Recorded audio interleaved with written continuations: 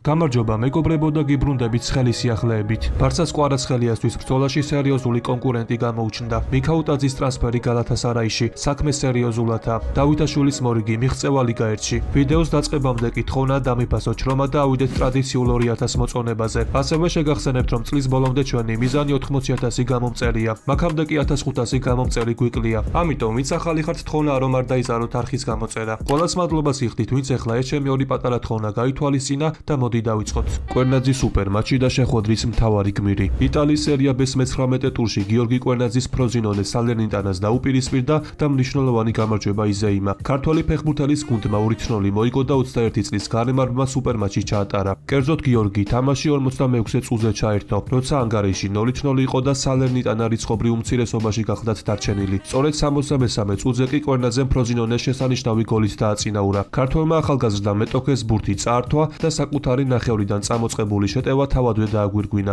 ასევე 84 წუთზე კვერნაძემ საგოლე გადაცემის გაკეთება შეძლო. საბოლოოდ კი ანგარიში 2-0 დაფიქსირდა. სოფასკოურმა კი 21 წლის გარემარბი მატჩის საუკეთესო ფეხბურთელად დაასახელა და მისი თამაში 8.9 ქულით შეაფასა. ცნობისთვის კვერნაძემ ფროზინონეს მაისურით პირველი გოლი გაიტანა და მიმდინარე სეზონში მეორე ასისტი გაიფორმა. მის გუნდს კი 19 ქულა დაუგროდა და სატურნირო ცხრილის მე-17 პოზიციას იკავებს. აღსანიშნავია, რომ შეხვედრის დასრულების შემდეგ ფროზინონეს თავკაცმა ლიანდრო გრეკომ კვერნაძის თამაში შემდეგი სიტყვებით შეაფასა. ბირასკის გაყვანა და კვერნაძის შემოყვანა? დავიდეს ყვითელი ბარათი ქონდა მიღებული და არ მინდოდა მეტოქისთვის შანსი მიმეცა. კვერნაძის შემოყვანა ჩემი სამწვრთნელო შტაბის იდეა იყო. ის თამაშს ძალიან კარგად კითხულობს. ბიჭებს წარუმატებელი და წარმატებული პერიოდები აქვთ, რომლებსაც ყოველკვირად ვაფასებთ. კვერნაძემ კი შესანიშნავი სამუშაო გასწია და გააგრძელა იქიდან, სადაც წინა შეხვედრაში გაჩერდა. ბიჭებს დიდი პოტენციალი აქვთ და მათთან როგორც მოედანზე ისე მის მიღმა მუშაობას ვაგრძელებთ. განაცხადა ფროზინონეს თავკაცმა. სიის სათავეში ოთარ კიტეიშვილმა შესაძლოა შტურმი იანვარშივე დატოვოს.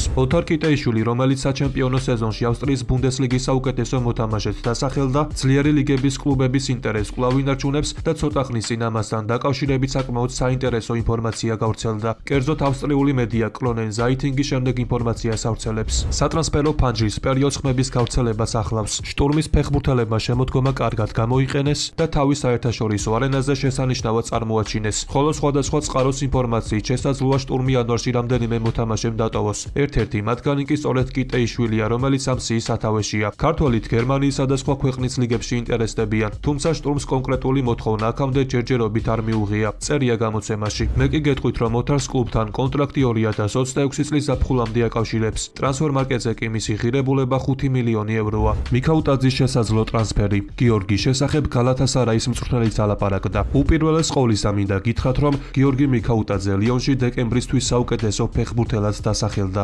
გამოკითხვა ლიონის ოფიციალურ გვერდზე ცოტა ხნის წინ დასრულდა. გიორგი მიქაუტაძემ კი კონკურენტებს დიდი უპირატესობით აჯობა. მიქაუტაძესთან ერთად გამოკითხვაში მონაწილეობას რაიან ჩერკი და ნიკოლას ტალიაფიკო იღებდნენ. ქართველმა შემტევმა კი ხმათა აბსოლუტური უმრავლესობა 76% მიიღო. გამოკითხვაში მონაწილეობა კი 18,000-მდე გულშემატკივარმა მიიღო. რაც შეეხება გიორგის მომავალს, გალათასარაის თავკაცმა უკან ბურუკმა თურქულ მედიასთან საუბრისას გიორგი მიქაუტაძის შესახებ ისაუბრა და მედიაში გავრცელებულ ჭორებს გამოეხმაურა. მიქაუტაძე ძალიან მოგწონს. შეთავაზების შესახებ მე არაფერი ვიცი, მაგრამ 3 წელია ვაკვირდებით. ის მნიშვნელოვანი მოთამაშეა, მაგრამ ახლა რომელიმე ფეხბურთელთან მოლაპარაკებას ნომერ პირველ პრიორიტეტად ვერ დავაყენებთ. მიქაუტაძესთან რაიმე სახის საუბარი არ მქონია. თუ შეხედავთ 20-30 ფეხბურთელია, რომელსაც ვაკვირდებით, მაგრამ არც ერთ მათგანთან საუბარი არ მქონია, განაცხადა გალათასარაის თავკაცმა. მე კი გეტყვით, რომ თურქულ მედიაში აქტიურად ვრცელდება ინფორმაცია, რომ გალათასარაიმ გიორგი მიქაუტაძის ტრანსფერზე ლიონს ოფიციალური შეთავაზება გაუკეთა, თუმცა ფრანგულმა კლუბმა ეს შეთავაზება უარით გაისტუმრა. ამის შესახებ კი გავლენიანმა სატრანსფერო ექსპერტმა ფაბრიციო რომანომაც დაწერა. პარალელურად დღეს ფრანგულმა მედიამ გავრცელა ინფორმაცია, რომ გალათასარაის გარდა ქართველი შემტევის შეძენით ევერტონი და ლევერკუზენის ბაიერიც არის დაინტერესებული. ამიტომ როგორც ჩანს მიქაუტაძეს მრავალი მსურველი ყავს და ვნახოთ მოისურვებს თუ არა თავად გიორგი კლუბის გამოცვლას. დავითაშვილი საფრანგეთის ლიგა 1-ის 2024 წლის 10 საუკეთესო ტრანსფერს შორის მოხვდა. საფრანგეთში ბორდოდან სენტ-ეტიენში ზურიკო დავითაშვილის ტრანსფერი გამოარჩიეს. კერძოდ ფრანგულმა გამოცემა მაქსიფუტმა საფრანგეთის ლიგა 1-ის 2024 წლის საუკეთესო 10 ტრანსფერი დაასახელა, სადაც მე-10 ადგილზე სწორედ დავითაშვილის ტრანსფერი გაიყვანეს. ეს გამოცემა კი ქართველ ფეხბურთელს შემდეგი სიტყვებით ახასიათებს. სად იქნებოდა სენტ-ეტიენი მის გარეშე? ალბათ უფრო დაბლა ვიდრე ახლა, რადგან ეს გუნდი მე-16 ადგილზე სწორედ დავითაშვილის წყალობითა, რომელიც ლიგა 1-ის ოქტომბრისთვის საუკეთესო ფეხბურთელი გახდა და ამასთან ერთად ოსერთან ჰეტრიკის დანჟერთან დუბლის წყალობით გუნდს მნიშვნელოვანი ქულები მოუტანა. ქართველი განმარბი ცდილობს, რომ მწვანეები შეტევა მხრებით ატაროს. 5 გოლით და 2 საგოლე პასით თავისი გუნდის გოლების ნახევარზე მეტში უშუალოდ მონაწილეობდა, მაგრამ სენტეტიანის სამწუხაროდ ყოფილ ბორდოელს ყველაფერი მარტო არ შეუძლია. წერია გამოცემაში. ბარსა სერიოზული კონკურენტი კვარაცხელიასთვის ბრძოლაში და ქართველი ფეხბურთელის მორიგი მიღწევა. კვარაცხელიასთვის ბრძოლაში კატალონიის ბარსელონა სერიოზული კონკურენტი გამოუჩნდა. ეს კი მანჩესტერ სიტი გახლავთ. ინგლისური კლუბი კი კატალონიელებისგან განსხვავებით უფრო სწრაფად მოქმედებს და იანვრის სატრანსფერო ფანჯარაზე მეგატრანსფერებს აანონსებს. ამის შესახებ კი ცოტა ხნის წინ თავად პეპ გვარდიოლამ ისაუბრა. როგორც მოგეხსენებათ, გვარდიოლას გუნდი ბოლო პერიოდია საშინელ ფორმაშია, რადგან პეპის გუნდმა უკანასკნელი 13 თამაშიდან მხოლოდ 1 მოიგო, 3 ფრეთი თამაშა 9 კი წააგო. მანჩესტერ სიტიმ კი ევერტონის წინააღმდეგ პრემიერ ლიგის ბოლო შეხვედრაშიც ვერ მოიგო. სწორედ ამის შემდეგ კი გვარდიოლამ დიდხნიანი სიჩუმე დაარღვია და გუნდში ძირეული გარდაქმნები დაანონსა. მისი კომენტარი კი დეტალურად შემდეგია.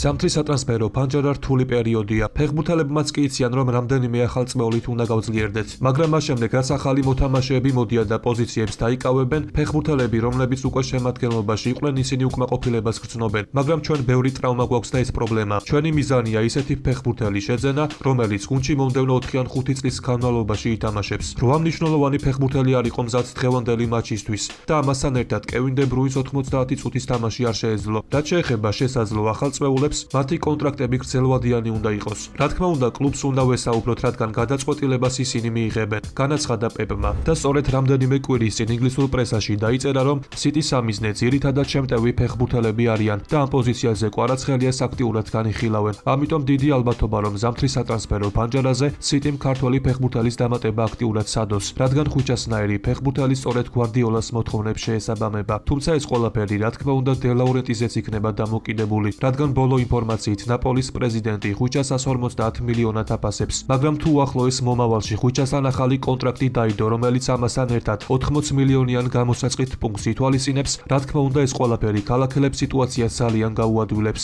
ამიტომ ნახოთ თუ კიდევ რა სიახლე გავრცელდება ხვიჩას სატრანსფერო საგასთან დაკავშირებით. ასევე უნდა ითქვას ისიც, რომ ცოტა ხნის წინ ნაპოლიმ თავის ხომაგებში გამოკითხვა ჩაატარა და წლის საუკეთესო გოლი გამოავლინა. სასიხარულო ფაქტი კი არის ის, რომ პარტენოპეის გულშემატკივრებმა არჩევანი ხვიჩა კვარაცხელიას გოლზე შეაჩერეს. ასარჩევად კი 3 გოლი იყო წარდგენილი. ეს კი გახლავთ პოლიტანოს გოლი მონცას წინააღმდეგ, გონგეს გოლი პალერმოსთან და კვარაცხელიას გოლი ვერონასთან. და მოვიდა დრო, რათა გავხსნეთ საქართველოს საზღვრებს. ცნობილია მთავარი დამნაშავეების გამო ოსიმენმა ნაპოლი დატოვა. რატომ უცვლიან სანტიაგო ბერნაბეუს სტადიონს სახელს? კილიან მბაპეს დაპირება ფლორენტინო პერეს. ვიდეოს საინტერესო ინფორმაციებით ვაგრძელებთ. ხოლო თუ აქამდე ხარ მოსული, შეგახსენებთ, რომ ამ ვიდეოში ჩვენი მიზანი 2000 მოწონება. რის შემდეგაც ახალ ვიდეოზე მუშაობას მალევე დავიწყებ.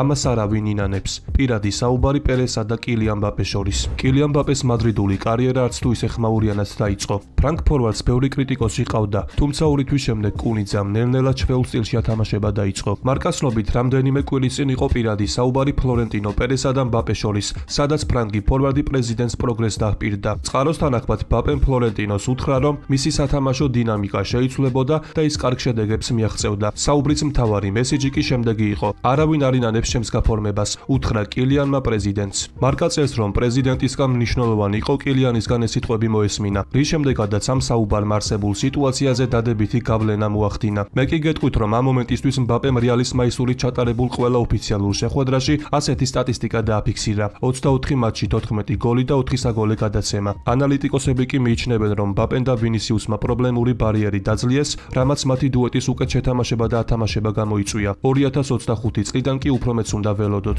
ბარსასა და ესპანეთის ნაკრების ვინგერმა ლამინ იამალმა ცოტა ხნის წინ მესიზე ისაუბრა და თავისი მოსაზრება გაგვანდო. რამდენი კარგი ფეხბურთელიც არ უნდა იყოს, ვფიქრობ, რომ მას ვერავინ ვერ შეედრება. მარტო ერთი მესი არსებობს. დარწმუნებული ვარ, ახლა მას სურს უფრო მეტი ტურნირი და კიდევ ერთი მსოფლიო ჩემპიონატი მოიგოს. მან ყველაფერი მოიგო: ჩემპიონთა ლიგის ტიტულები, ოქროს ბურთები, მაგრამ ის არასდროს შერდება, სანამ მუნდიალი არ მოიგო. ეს კი იმას ნიშნავს, რომ მესის ყოველთვის მეტი უნდა, განაცხადა იამალმა. მე კი გეტყვით, რომ მანამდე იამალზე თავად მესი მისაუბრა და მას დიდი მომავალი უწინასწარმეტყველა. სანტიაგო ბერნაბეუს სახელს იცვლის. რა არის ამის მიზეზი? მადრიდის რეალის ხელმძღვანელობამ საშინაო სტადიონისთვის სახელი შესვლის გადაწყვეტილება მიიღო. როგორც მარკა წერს, სანტიაგო ბერნაბეუს ნაცვლად სამეფო კლუბის არენა ან უბრალოდ ბერნაბეუ ერქმევა. გავრცელებული ინფორმაციით კი ეს ცვლილება კომერციულ მიზეზებს უკავშირდება.